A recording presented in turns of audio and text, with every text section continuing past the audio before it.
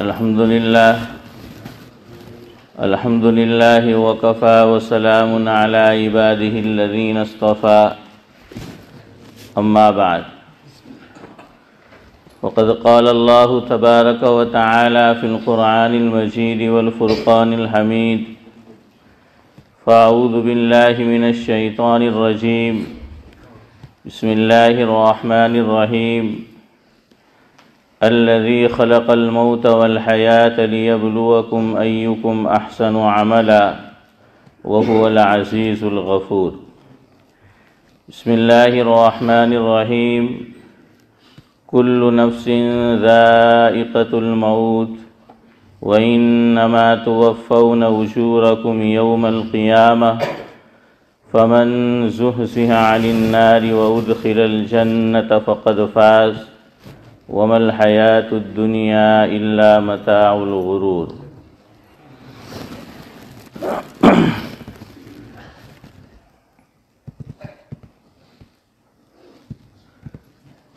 دنیا کے مسافر منزل تیری قبر ہے، دنیا کے مسافر منزل تیری قبر ہے، طے کر رہا ہے جو تو 2 دن کا یہ سفر ہے۔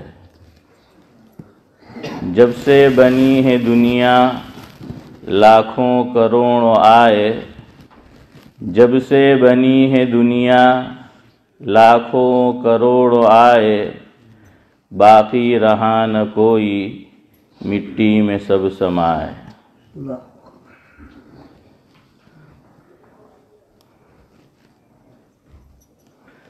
آنکھوں سے تو نے اپنی کتنے جنازے دیکھے، آنکھوں سے تو نے اپنی کتنے جنازے دیکھے، ہاتھوں سے تو نے اپنے کتنے دفنائے مردے۔ انجام سے تو اپنے پھر کیوں اتنا بے خبر ہے، انجام سے تو اپنے پھر کیوں اتنا بے خبر ہے، دنیا کے مسافر منزل تیری قبر ہے۔ مٹی کے پتلے مٹی میں ہے تجھ کو سمانا، مٹی کے پتلے مٹی میں ہے تجھ کو سمانا، تو ایک دن یہاں آیا اور ایک دن یہاں سے ہے جانا، رہنا نہیں ہے یہاں پر جاری تیرا سفر ہے، رہنا نہیں ہے یہاں پر جاری تیرا سفر ہے، دنیا کے مسافر منزل تیری قبر ہے۔ بزرگان محترم، 3 ہفتے سے آپ دیکھیے مسلسل جنازے ہو رہے ہیں۔ آج بھی ایک خاتون کا جنازہ ہے، تو کچھ باتیں اسی تعلق سے آپ کے گوش گزار کی جا رہی ہے۔ میں اور آپ قرآن کریم کا مطالعہ کریں گے تو ہم یہ پائیں گے کہ موت کے تعلق سے اللہ تبارک و تعالی نے بہت زیادہ تفصیلات بیان کی، اس میں اجمال نہیں رکھا۔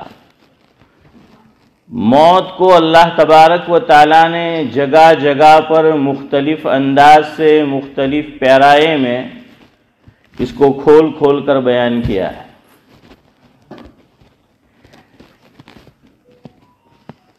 قرآن کریم یہ کہتا ہے کہ هو الذی خلقکم من تراب، کہ ہم نے انسان تم کو مٹی سے پیدا کیا۔ کہیں فرمایا وَلَقَدْ خَلَقْنَا الْإِنسَانَ مِنْ سُلَالَةٍ مِّن طِينٍ، کہیں فرمایا وَلَقَدْ خَلَقْنَا الْإِنسَانَ مِنْ صَلْصَالٍ مِّنْ حَمَإٍ مَّسْنُونٍ۔ تو انسان کو مٹی سے پیدا کیا اور اللہ رب العزت فرماتے ہیں کہ تمہیں پھر مٹی ہونا ہے، یعنی مٹی کے نیچے جانا ہے، لیکن فنا نہیں ہے، یہ پردہ ہے، پھر دوسرے عالم میں ہماری حاضری ہوگی. یہ پردہ ہے. گویا بارڈر کو کراس کرنا ہے. ایک ملک سے آدمی دوسرے ملک میں جانا چاہے تو بارڈر کراس کرنا ہوتا ہے. تو یہ بارڈر کراس کرنا ہے. انسان مرنے کے ساتھ فنا نہیں ہو جاتا، بلکہ مرنے کے بعد تو اصل بقا ہے. ہاں، جنت میں ہے تب بھی بقا، جہنم میں ہے تب بھی بقا. لیکن چونکہ مٹی سے پیدا کیا تو اللہ نے اس جسم کو واپس مٹی کے حوالے کر دیا. عربی کا ایک شاعر کہتا ہے، الا یا ساکن القصر المعلی، الا یا ساکن القصر المعلی، ستدفن عن قریب فی التراب، لہ ملک ینادی کل یوم لدوا للموت وابنوا للخراب. قلیل عمرنا فی دار دنیا، قلیل عمرنا فی دار دنیا، ومرجعنا الی بیت التراب.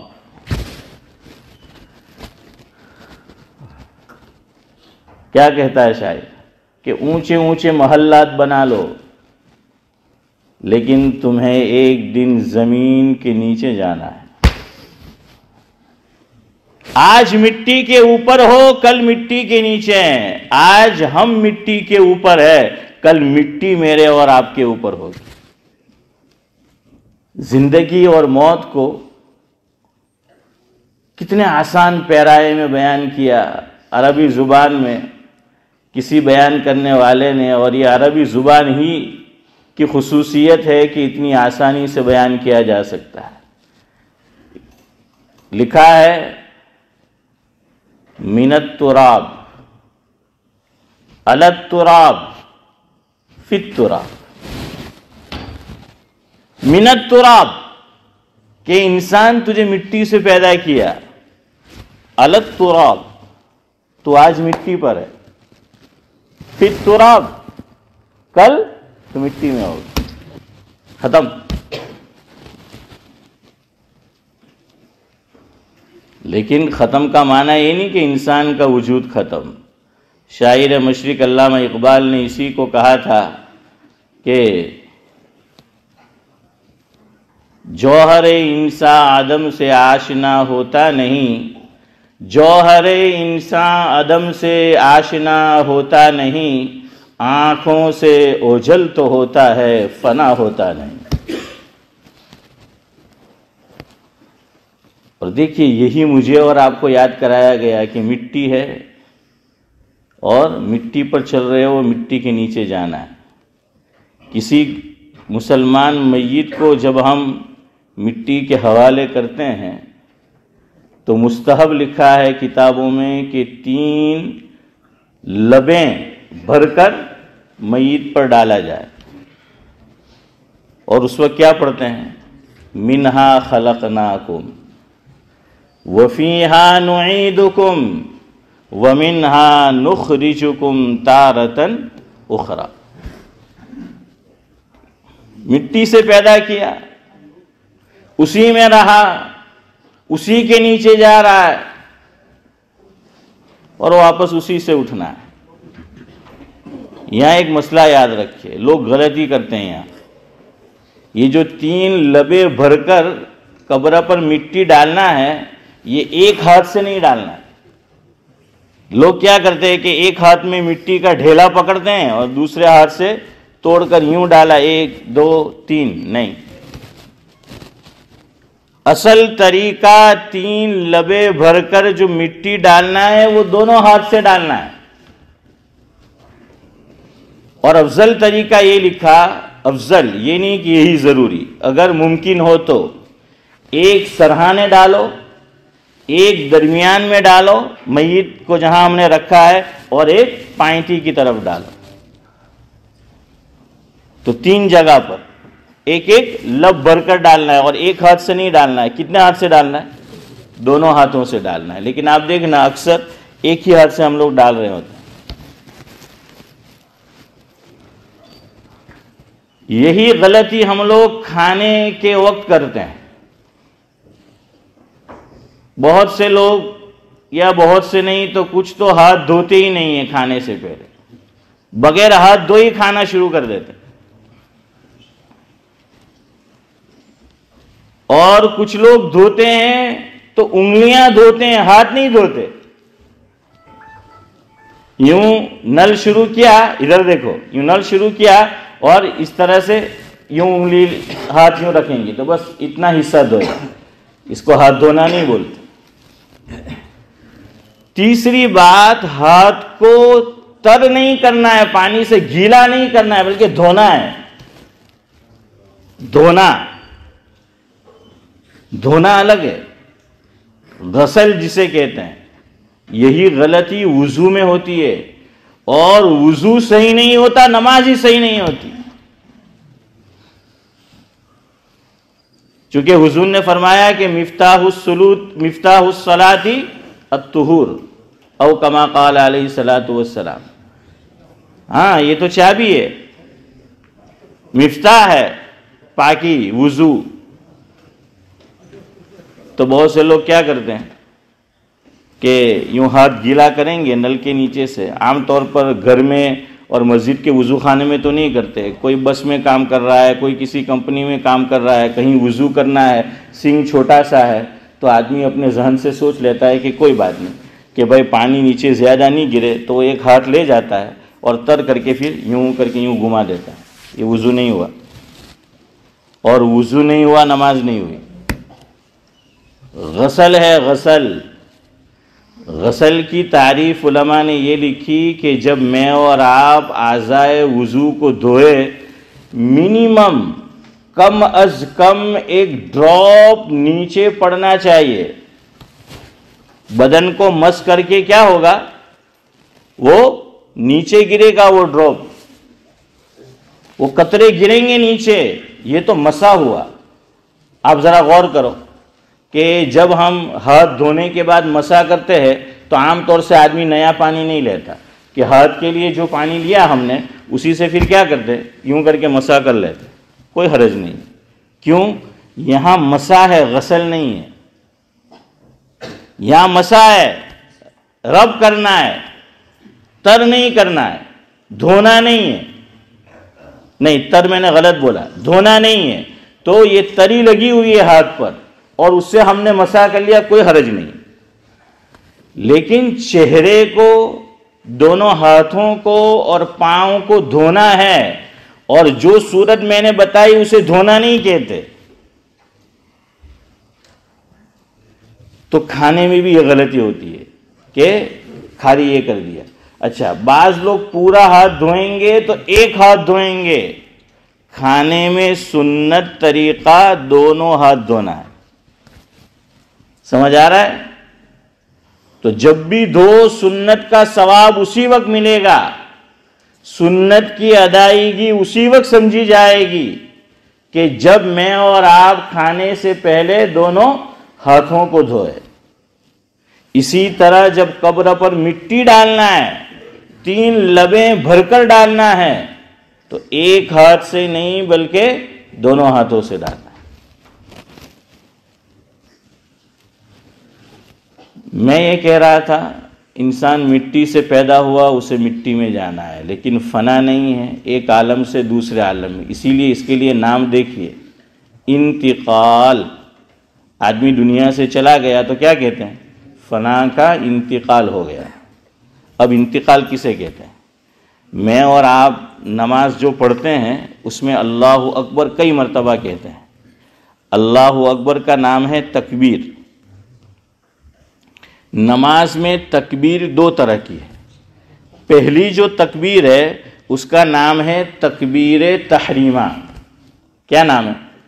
تکبیر تحریمہ۔ تکبیر یعنی اللہ اکبر، تحریمہ یعنی اب تک جو کام جائز تھے، حلال تھے، اب وہ بھی حرام ہو گئے۔ اللہ اکبر سے پہلے کھانا حلال تھا، حرام ہو گیا نماز میں۔ بولنا حلال تھا، حرام ہو گیا۔ پینا حلال تھا، حرام ہو گیا۔ تو ایسے کئی کام ہیں۔ تو گویا یہ تکبیر حلال چیزوں کو مختصر وقت کے لیے حرام کرنے والی ہے، اس لیے اس کا نام تکبیر تحریمہ ہے۔ لیکن جب میں اور آپ رکوع میں جائیں گے اس وقت بھی ہم بولتے ہیں اللہ اکبر، جب سجدے میں جائیں گے اللہ اکبر، سجدے سے سر اٹھائیں گے اللہ اکبر، یہ بھی تکبیر ہے، لیکن اس کا نام ہے تکبیرات انتقالیہ۔ انتقالیہ کا معنی ہوتا ہے ایک پوزیشن سے دوسری پوزیشن میں جانا، دوسری پوزیشن اختیار کرنا، ایک حیت سے دوسری حیت کو اختیار کرنا، دوسری حیت پہ جانا۔ اب تک ہم کھڑے تھے، اللہ اکبر کہاں تو کیا ہو گئے؟ رکوع میں چلے گئے، ہے نا؟ تو پوزیشن چینج کی نا، یہ پوزیشن چینج ہوئی۔ ہم کھڑے ہیں، سمیع اللہ لمن حمیدہ ربنا لک الحمد، سجدے میں چلے گئے، یہ پوزیشن چینج ہو گئی۔ سجدے سے سر اٹھایا، یہ پوزیشن چینج ہو گئی۔ اسی کا نام ہے انتقال، کہ ایک پوزیشن کو بدل کر دوسری پوزیشن لینا، ایک حیت سے دوسری حیت میں چلے جانا، تبدیل کرنا، اس کا نام ہے انتقال۔ تو انسان بھی جو مرتا ہے ایک عالم سے دوسرے عالم میں چلا جاتا ہے، انتقال کرتا ہے، فنا نہیں ہوتا۔ اور قرآن کریم بھرا پڑا ہے اس بات سے کہ اللہ رب العزت فرما رہے ہیں کہ ہم تمہیں دوبارہ اٹھائیں گے۔ ارے آج کی سائنس نے تو مسئلہ سمجھنا کتنا آسان کر دیا۔ کسی آدمی کی موت کا شک ہے اور ویسے ہی اس کو قبر کے حوالے کر دیا گیا، اور بعد میں پھر معلوم کرنا ہے کہ یہ اپنی موت مرا ہے، طبی موت مرا ہے یا کسی نے مارا ہے۔ تو آج بھی ایسے آلات ہیں کہ آدمی اس کو معلوم کر سکتا ہے۔ تو جب انسان اس پر قادر ہے تو ان کا جو خالق ہے، مالک ہے، پیدا کرنے والا ہے، وہ اس پہ قادر کیوں نہیں ہوگا؟ اور موت کی کتنی ڈیٹیل بیان کی اللہ نے، اللہ اکبر، مختلف انداز پیرائے میں بیان کیا۔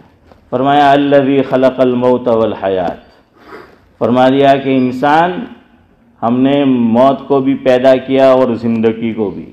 مفسرین فرماتے ہیں کہ بظاہر زندگی پہلے ہے، موت بعد میں ہے، تو یہاں زندگی کا تذکرہ پہلے ہونا چاہیے تھا، موت کا بعد میں، لیکن قرآن کا انداز دیکھیے، الذی خلق الموت والحیات، گویا کہ موت میں کوئی شک ہے ہی نہیں، تمہیں مرنا ہی مرنا ہے۔ آگے فرمایا ایک اور مقام پر کل نفس ذائقۃ الموت، کہ ہر آدمی کو، ہر نفس کو موت کا جام پینا ہے۔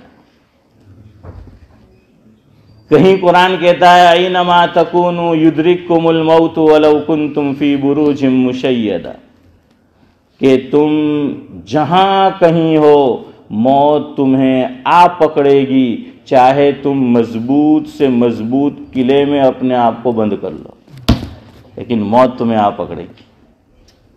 ہاں، موت تمہیں آ پکڑے گی، تم چاہے اپنے آپ کو جہاں کہیں مضبوط سے مضبوط قلعے میں تم بند کر لو۔ کہیں فرمایا قل ان الموت الذی تفرون منہ فانہ ملاقیکم، کہ یہی وہ موت ہے، نبی کہہ دیجئے، کہ جس سے تم بھاگتے پھرتے تھے، تم بھاگ رہے تھے، یہ موت تمہیں آپ پکڑے گی، تمہیں دبوچ لے گی، اس سے کوئی نہیں بھاگ سکتا۔ ایک اور مقام پر فرمایا وجاءت سکرۃ الموت بالحق ذلک ما کنت منہ تحید، کہ یہ موت کی سختی ہے حق کے ساتھ جو تمہارے پاس آ پہنچی ہے، اور یہ وہی ہے جس سے تم بھاگا کرتے تھے۔ وَمَا تَدْرِي نَفْسٌ بِأَيِّ أَرْضٍ تَمُوتُ، اللہ فرماتے ہیں کون کہاں مرے گا کوئی نہیں جانتا، کہ کون سی زمین میں مرے گا، یہ اللہ جانتے ہیں۔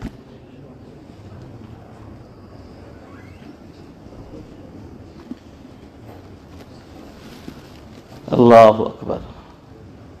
4 مقام پر قرآن نے الگ الگ جگہ پر بیان کیا، فَإِذَا جَاءَ أَجَلُهُمْ لَا يَسْتَأْخِرُونَ سَاعَةً وَلَا يَسْتَقْدِمُونَ، مفہوم یہ ہے کہ جب موت آتی ہے اپنی وقت مقررہ پر آتی ہے، نہ ایک سیکنڈ پہلے موت آتی ہے نہ ایک سیکنڈ بعد میں موت آتی ہے۔ اس کی مثال آپ دیکھیے، انسان کی جب جان جانے والی ہوتی ہے، روح نکلنے والی ہوتی ہے، میں اور آپ ابھی جو سانس لے رہے ہیں وہ ایک درمیانی رفتار سے ہے، لیکن جب موت دبوچنے والی ہوتی ہے، روح فرشتہ قبض کرنے والا ہوتا ہے، تو یہ جلدی جلدی اور اندر سے آواز بھی آتی ہے، جلدی جلدی چلتی ہے، اس کی رفتار تیز ہو جاتی ہے۔ کیوں؟ اس کا وقت لکھا ہے کہ 12:50 کو اس کی موت اللہ نے مقرر کی ہے، لیکن سانس اگر عام رفتار سے چلے گا تو 12 سے 50 سے اوپر ہو جائے گا، تو اللہ نے اس کی رفتار کو بڑھا دیا کہ آئے گی تو اسی وقت۔ فَإِذَا جَاءَ أَجَلُهُمْ لَا يَسْتَأْخِرُونَ سَاعَةً۔ کوئی آدمی جتنے سانس اس کے لکھے ہیں اسے لیے بغیر نہیں مرے گا۔ جتنا رزق لکھا ہے، علماء نے لکھا ہے کہ اس کو کھائے بغیر بھی اور پیے بغیر بھی نہیں مرتا۔ آپ نہیں دیکھتے موت کے وقت منہ میں کیا ڈالا جاتا ہے؟ زمزم کا پانی۔